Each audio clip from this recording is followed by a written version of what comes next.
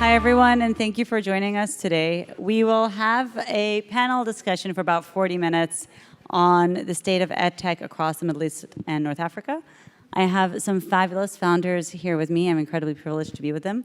My name is Noor Sweid. I run a VC firm out of Dubai that invests across this region. The VC firm is called Global Ventures. So I will start with brief introductions of each founder. I'll let them introduce their own companies. But I will do kind of 3 bullet points on each of them so you have some context. And I will try not to go down the line on our questions, and hopefully the panel will help me do that. If anyone has any questions at any point in time, feel free to raise your hands. It's much more of a collaborative discussion than anything else. We know it's a part of the world that people are not as familiar with. So I will start with Fahad. I will, again, go down the line to start with, but not afterwards. So Fahad runs a company called Khibra, and excuse me while I read from this, their accolades are way too much for me to remember. I started MENA's first college career network, launched and scaled it across 4 countries in the Middle East in just 1 year, matched more than 280 employers with 40,000 young talent. His experience in Kuwait and Dubai are at Aldhalaan Industries and Bain & Co., which most of you are familiar with. And he is currently a second-year MBA student at HBS, which means, yes, he did start his company while he was studying his MBA at the toughest school. I'll move over to Hamdi. Hamdi is the co-founder and CEO of a company called Abwaab, which is also one of the EdTechs in the region we're incredibly proud of. Abwaab substitutes after-school tutoring by providing an online ecosystem for students to learn, play, and interact anytime, anywhere. It was founded in 2019 as a platform and has scaled to 5 countries in the region so far. More than 5? Do you want to correct me? More than 5? More? Okay, more than 5. His experience includes scaling Uber in Jordan, Qatar, and across MENA. And before that, he founded his first business, Dukkan, which pioneered organized retail in Jordan. He holds a master's degree from LSE and a bachelor's from King's College in London. So, very accomplished both educationally and across experiences. Moving to Mohammad, who is the co-founder and CEO of Noon Academy. For those of you that haven't heard of Noon, it's one of the success stories of Saudi Arabia. It's a Saudi Arabian-born EdTech platform. It began as a test prep website in 2014, so a while back, but it's grown to become a comprehensive online learning platform with collaborative peer-to-peer learning experiences. He began his career at the Saudi Industrial Development Fund before co-founding CloudTech, which is a startup that provides turnkey solutions in EdTech and training. Prior to Noon, he spent 5 years at the Saudi Information Security Company, which is called Ilm, and has run the Real Innovation Award by LBS in 2018, has been named as one of the entrepreneurs shaping Saudi Arabia's future by Forbes in 2015. There's a lot there. Congratulations, Mohammad. Then we move to Mounira Jamjoom. Mounira is a co-founder and CEO of a company called Aanaab, which is an online professional development platform for teachers. She also co-founded Can Education, which is school development and education advisory, and has held board positions and advisor for a number of organizations, including Saudi Arabia's Public Education Evaluation Commission. So very involved with the education platforms in Saudi Arabia. She's a fellow of the Aspen Institute's Middle East Leadership Initiative, and also has a PhD in education from Oxford University, a master's degree from Columbia, and has published 2 books and written extensively on education in Saudi. So incredible accolades there as well. I'm not embarrassing anyone here. And Badr was founder and CEO of Lamsa, which delivers digital interactive learning experiences to more than 17 million Arabic-speaking children globally, is the #1 app across Google Play and the App Store for children in more than 10 Arabic markets, has been selected by the World Economic Forum as a member of the Global Future Council, named a dreamer and innovative educator at Expo 2020, with his story featured at the UAE Pavilion. So that's that. And one thing, so I don't forget, Hamdi, you guys won the GSV Cup 2 years ago over here, so bravo to that. So as you can see, we have the most incredible founders in EdTech across Middle East and Africa, best education backgrounds, best companies, and really looking to change the world in education across the region. So I'm going to start, with a very, very basic question, which is why? So I'd love to hear, and I'd love for the audience to hear. I mean, I know the stories, but I'd love for the audience to hear. Why start what you started? What is the reason behind this? Where does the passion come from? What does it drive? So just your personal stories on why, and if we can go with like 2 minutes each so that we have other questions that are burning. Start with Badr. Awesome, thank you. So for us, it's thinking about ancient wisdom and modern science and how they agreed on the fact that early childhood development is important. Aristotle once said, give me a child and I'll show you the man or woman. The woman part, I added that for Aristotle. We know science tells us 90% of cognitive development happens by the age of 7 as well. When we looked at people that have untapped into their human potential and impacted the world at large, like the founders of Google, Amazon, Wikipedia, even Beyonce and Puff Daddy, we found a common root between them, that they all got access to high quality, personalized early childhood education. Now, these systems have existed for a long time, but have proven to demonstrate better results and outcome. But because of cost and delivery systems, they were kind of like available only to the privileged few around the world or the global elite. At Lamsa, what we believe is that children are born equal, but all education systems are not. And so by decomposing what those educational systems deliver and packaging that to children and making that available worldwide, we believe that we can bring elite level education and put it in the hands of kids everywhere in the years that matter the most. Thank you. And so as you focus on early childhood education, obviously one of the most important parts of that is the educator. Mounira, can you talk a little bit about why you're building what you're building? Great. I'm actually a teacher by background. I'm a special needs teacher. And that's how I started my career. And that's why my company focuses on the educator. Because in the special needs area, it's very important for us to focus on the quality of instruction that the child has with the adult in the classroom. At the end of the day, that's what raises the quality of education. When we looked at the system-wide in MENA, today we're talking about MENA, but MENA is very diverse. We have 3.2 million teachers in MENA that have very different challenges. We have over 150,000 schools in the region, but we have a major issue with the quality of education across all countries, rich and developing countries. The World Bank's latest report suggested that we have 62% learning poverty in MENA among our children. Whether you're a rich country or you're a developing country, that means that a child by age 10 cannot read an age-appropriate book. This is a disaster. We have a 3-year reading gap. So we thought, how could we best create large-scale impact to raise the quality of education in the region? When we looked at what's happening around us, a lot of the companies were focusing on the students directly. How can we influence the student? How can we create content for the student? But there was a gap there.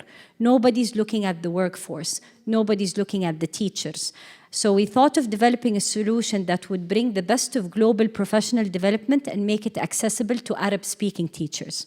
We found challenges there, obviously. Most of the best PD in the world is delivered in English.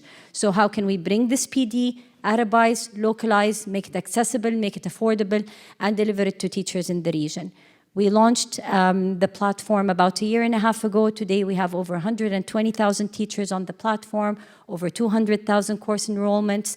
We first started going to the teacher directly, but now we realize that teachers they learn best in communities. And that's what we're trying to do by making the professional development more school-based rather than teacher-based. Thank you. Thanks, Mounira. A little bit about why you're doing what you're doing, please. Yeah, so I have a failed startup before Noor, and I think it's a very simple answer because, you know, startups have so much sweat and tear that it's not worth it unless you do something that matters. So from a personal perspective, I studied public school in Saudi. We missed out a lot on science and math, and it was only at grade 12, was just about to graduate, I had a great math teacher. And I felt, wow, that's a huge gap, and there is a lot to be done here. And we felt that most EdTech companies, when they try to introduce technology to education, they just thought about, okay, that existing classroom that has been here for 150 years, how can we move it online and move everything online the same way it is done for 150 years ago. So we felt, can technology really change education? Can it do something different? And that's why we started Noon. Thank you. Hamdi? Yep. So I also had a failed startup. It was in the food and beverage space. And then I moved on to work with Uber in 2015. So my wife's in the audience. And when I moved to Uber, She's very patient. yeah, and when I moved to Uber, I was like, listen, Tala, I'm never going back to doing something that doesn't have impact. I'm not going to be selling chips and Pepsi and candy again. I want to do something that has impact. And when I was working with Uber, I just saw the impact that technology had on mobility. Just like seeing hundreds of people getting economic opportunities every week. I knew that for the rest of my life, I want to do something with impact. And then I took this online course with Harvard, which you might know about. I just learned so much from it. I used to wake up at 2 a.m. to take the classes, and I realized that if this random person called Hamdi in a country called Jordan that probably a lot of people don't even know about is able to receive Harvard-level education, why not? There's a lot of room to actually deliver that kind of education through technology to a lot of people across the region. If you look at the region that we're in, there's extremely high dependence on after-school tutoring. Quality of public schools, as Mohammad said, is not great. And parents end up spending a very large proportion of their income, like they spend on rent, and second, the highest expenditure is after-school tutoring and education. And the goal is not to reduce spend, but at least give much higher ROI through what we're doing. So we decided to start Abwaab, focusing on the K-12 segment, and specifically the secondary school at the moment, where we're allowing students to come in an environment where they can learn, get assessed, ask questions, interact with one another. Thank you. So let's move to you, Fahad. So while in business school, what happened that you started Khibra? That's a good question. First of all, thank you. It's great to be here. It's more of a personal journey. As I graduated from Kuwait University and trying to find a job in the private sector, it wasn't an easy journey. It took us around a year and 4 months to find the opportunities in the region. So after a year and 4 months, I finally landed a job. And then 3 years down the line, my boss asked me to hire young talents. And we didn't have a channel, we didn't have a structured database to go to and try to hire. And that's when it clicked. I saw it from a student's perspective or a young graduate, and I also saw it from an employer's perspective. And then as I was doing my MBA at Harvard, COVID kicked in, we moved online, and then I decided to defer and take a gap year. And that's when I said, I'm going to solve this problem. If you look at the Middle East, the population is 465 million. That's more than that of the US, 2/3 of which are under the age of 35, and the youth unemployment rate is 26%. Now, the unemployment problem is a youth unemployment problem, and no one jumped at the opportunity. And we just stepped in.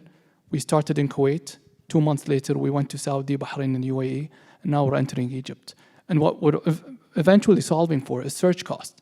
So we structure the entire market. If there's an employer that's looking for an internship opportunity, they can post it on Khibra, and young users sign up. They check out all the opportunities from Egypt all the way to Kuwait. And universities get their own dashboard. They get to track their own students and alumni. They get to understand what's going on with their students. So we realized that as students graduate, that's when the relationship ends with the university. And we said, no, we're going to help you continue that alumni relationship.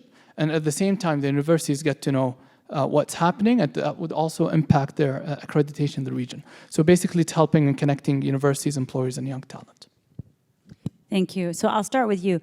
I think that my personal view is that this is a little bit of a regional problem and largely a global problem. And I say this in our experience in running a VC firm.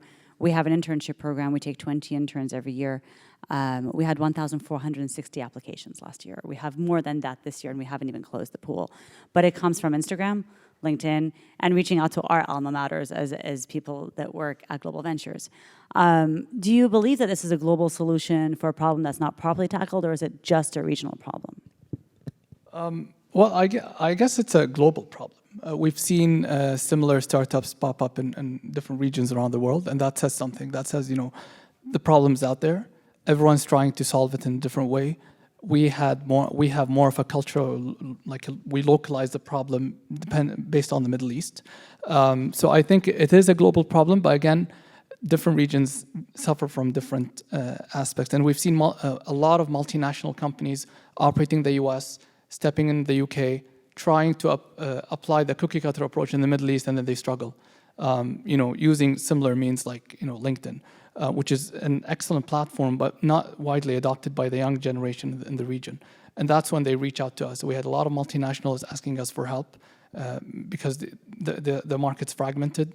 They don't know which universities to talk to. We have a lot of great universities, but they tend to not understand which university to approach, and we help them structure we structured the entire marketplace. We told them, you go ahead and talk to different universities. You can recruit all of them with a click of a button. And so I suppose the region has a more dire need given the 26% unemployment rate you mentioned. It's usually a 40% unemployment rate for the under 30s that I talk about when we talk about the real unemployment of the younger youth. And the dire need, obviously, then you're creating a solution that is more needed, right? And so it can scale more rapidly. As we take a look, across the region, and as an investor, we look across Middle East and Africa. So I don't know the exact numbers for MENA, but they're probably not far. We often say in education, we have 150 million children that are out of school in our market in the Middle East and Africa. That is 50% of the world's out of school in terms of children. So the needs for educators and so on are huge. As we think about this, how do you convey that to investors? When you talk about this is the TAM, this is the market, this is what we're doing. Hamdi, can I start with you? Kind of how do you communicate that this is something that's relevant in MENA because of all these out-of-school children as they grow up? Yeah, of course. I mean, if you look at the pyramid, there are different sectors that have access to different types of forms of education, I would say.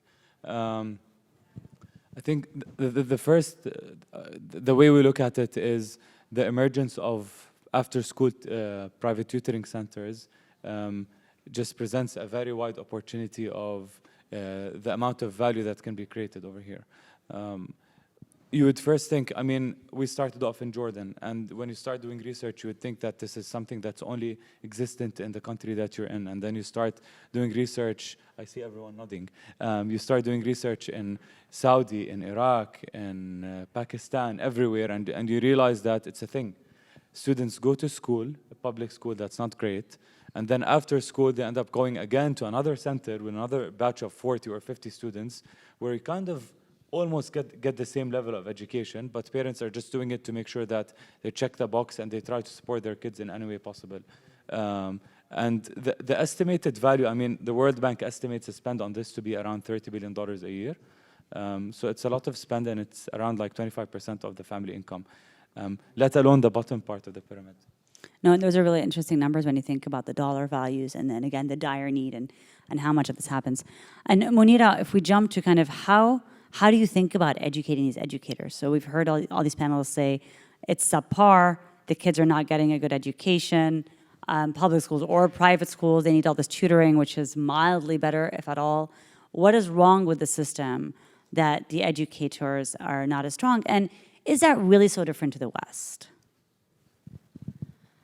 So a lot of things are really broken in the system. It's from selecting those who go into education in the first place. So, and that's a problem that's really compounded and probably difficult to solve, but you can catch them early as they enter the workforce. What good professional development does is it really addresses the pain point of teachers on a daily basis. And that's why the use of technology is very powerful. And we've seen these models work successfully in other markets. We've seen it work in the US with a lot of the great EdTech companies that focus on educator skill building, on creating resources for teachers, or on professional development, or even on micro-learning for teachers. So we've tried to bring these concepts to the region, and I'll tell you, it's been very difficult. difficult. Pre-COVID, it was very difficult for teachers to really understand these concepts in the region. I would say definitely post-COVID, we've seen a massive uptake in digital skills. And the interesting thing is that I was just attending a LinkedIn session and I had a light bulb moment. They said that the educator job skill requirements have changed by 28%. You need 28% more skills just in the past 2 years. You need to learn a lot about AI. I mean, it's insane. You need to learn about AI. You need to learn about the metaverse. You need to learn about a lot of digital skills that you will be bringing to the classroom with students. So I see this as ongoing. It has been difficult, but I see it improving over the long run. Thank you. Mohammad, we were earlier talking about, these classrooms of large numbers of students. I won't give it away, but can you share with us a little bit, like when that happens, how do you feel when that happens and kind of these large students and then engaging in the peer-to-peer conversations as well? Yeah, it's absolutely great. So I remember back when I was in those public schools, I was in a 50 students class, and for 3 years in high school, never asked a single question. So like sitting 6 hours a day, not asking a single question in those classes. But now today in Noon, you would find a class of 5,000 students, and you find 2/3 of them would participate. So we make this possible by that peer-to-peer learning that is live and interactive, and they jump into breakouts and they come back to the big class. And I'm really proud of this. It means a lot to us that we made a way for students to help each other out and to engage in real discussions. They ask questions, they teach each other, they learn from each other. They learn the way that we all are hardwired to learn. The way that we learn as adults today in the workforce, we don't learn the typical way of someone lecturing us every day. No, we really truly learn by engaging in real experiences that we collaborate on, and we learn from peers as well. So this is something that we're really proud of. And actually it had opened up a big impact, another dimension towards what Mounira mentioned. It's great to upskill all the teachers in the world. But another practical way to do it is by just scaling awesome teachers.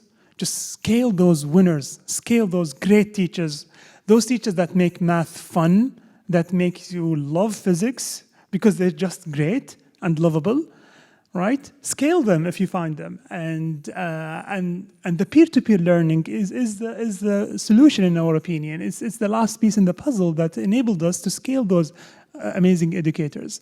And we think that's the way we can deliver massive impact on the region and beyond. No, and that makes sense. I mean, my favorite teachers would have had the same impact on me if they were teaching a class of 100 or a class of 1,000, right? I would have been just as eager to show up to their classes. But as you look on building a global platform that reaches more countries and kind of goes in a different direction, how do you think about that? What does success look like 2 or 3 years down the line? And kind of what are the challenges that you foresee in doing that from such a young, nascent tech hub as we have in the region? So we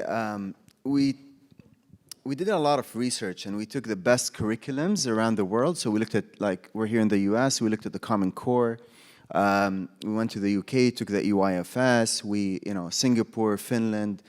And we mapped out all of these curriculums, and we found out that everyone wants the same for their kids, right? They're called different things, right? But everyone wants to prepare their kids for a better future. They want their kids to be happy. They want their kids to be, on top of everything.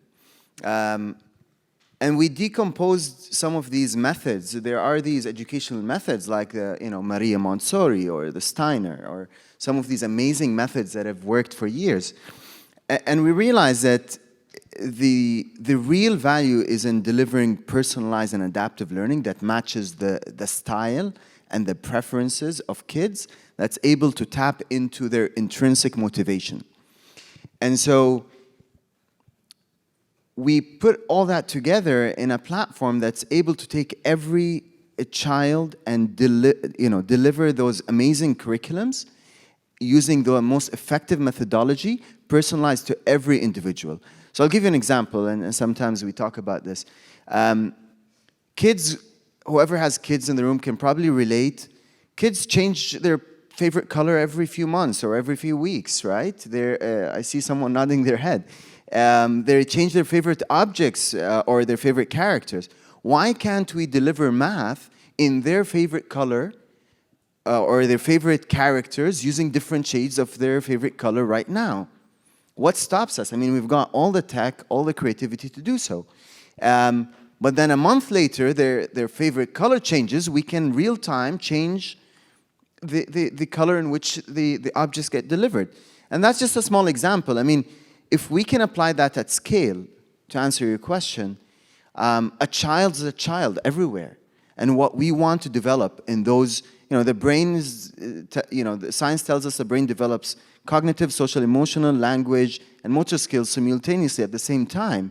And it does that for all kids around the world. So the science behind it and the technology that empowers it, while applying human in the loop, while teaching the algorithms to personalize that, we see as a working solution globally. Thank you. And your journey specifically has also been relatively long compared to the average company age in the US. I think our ecosystem has taken some time to develop. In that journey, I'd love for you to just share with a little bit with the audience kind of what has been like the 1 or 2 days, and let's go with the one day, but the one day where you've woken up and just thought, oh my God, today is a day that I can no longer do this, I give up. So there's always been that day. I think we've all been founders and everyone's laughing. What did that day feel like? What happened? And how did you as a founder and to those founders, how did you overcome that and just keep going? And I'm going to ask all of you the same question. I will go down the line. Badr, if you could kick us off. So you want a specific day, a specific incident? Or two. I mean, but let's keep it under 90 seconds. You have the clock right there. So I remember one day we were trying to do something good and impactful to the world. And then one big company, I won't name their name, decided that they didn't take the time to understand. It was in Arabic. So they just delisted Lamsa from the App Store. And it's the biggest thing that you can ever do to a company that has millions of users. It's just like delist it from the App Store. So did you hide under your blanket?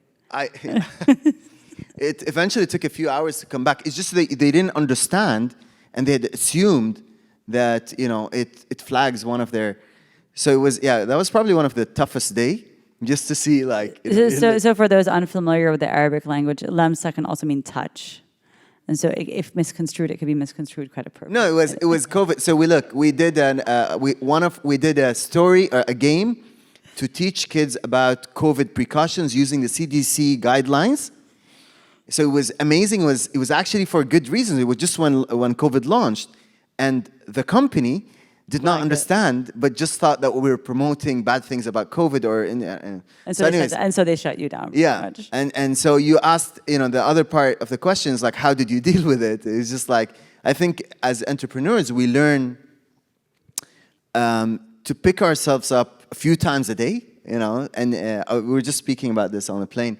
I think you need to come back, you always need to come to your team with the best positive attitude every day, right? Because they feed off your energy. So I think we've practiced how to kind of like, stuff your face into a pillow or something, and then just exercise or do something, and then come back with positive energy. Yeah. Great. Mounira? I face this every day, actually, but I'll give you a specific incident that happened recently. So we're in the online learning space, and we started before there was regulation for online learning. Post-COVID, everybody wants to regulate online learning. Everybody wants to give you a license as an online learning platform.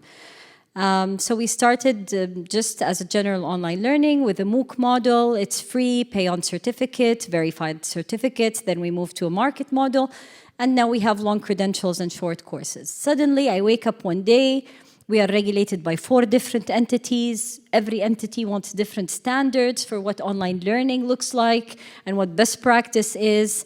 Suddenly you need to have a physical space, and an inspector is coming to see your physical space for your online learning center. I'm like, what physical space? You need 800 square meters. Where's your landline? And then I was fined for not having a landline, although I have a bot that replies to the learners. So We struggle every day with talking to regulators and policymakers to understand online learning, and I think we just made a good dent last week. We had a joint workshop with government, and that's a critical enabler for the growth of EdTech in the region. Congratulations, that's huge. Mohammad? Yeah, we started just too early. I think we started similar to Badr, just hard to fund the startup. I had to take a job to fund it, part of my salary for 3 years, imagine. And then when we started getting VC money, it was much better, of course. But then the struggle kept going. So we pivoted 5 times. And 5 times, really, 5 pivots. And then it took us like a long journey. And yeah, there were so many struggles, and yeah, it's been painful, but there is an emotional. You have to pick one. I was about to say, what's the one that you would write a book about? Yeah, I think one of the worst was. Unfortunately, I cannot share. Was Oh, is that bad? Okay. no, because okay. I don't we want won't to. Embarrass you. No, I gonna be politically incorrect, so I have to be. But I think what kept us moving was personally, I know what I love. So like if I engage in those product meetings, I really gain so much energy and come back the other day with so much positive energy. But I also have learned that I have to admit the vulnerability and share the struggles we have with the team. Opening up with the team is really helpful without panicking, of course, but being transparent at the same time, balancing this out with more calmness and positive uplifting. So yeah, it's been like I can mention all the 5 pivots, and everyone came after a big struggle. That makes sense. That makes sense.